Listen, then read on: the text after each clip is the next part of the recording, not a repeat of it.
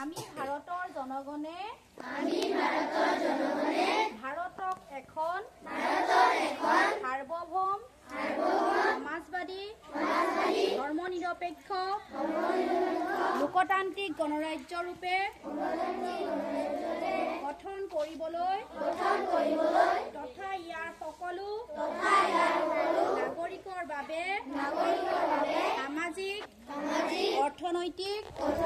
আৰু ৰাজনৈতিক ন্যায় অভিব্যক্তি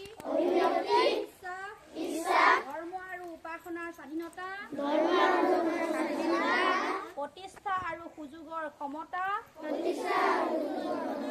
লাভ কৰিবলৈ তেওঁলোকৰ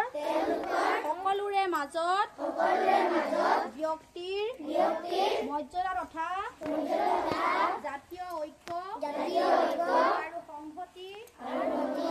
সুনিশ্চিতকাৰী শান্তিভাৱ বৃদ্ধি কৰিবলৈ চেষ্টা সহকাৰে সংকল্প কৰি আমাৰ এই সংবিধান সভাত আজি 1949 চনৰ নৱেম্বৰ মাহৰ 8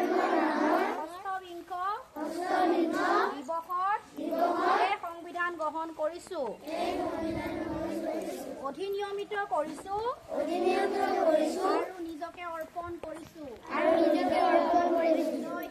জয় হিন্দ।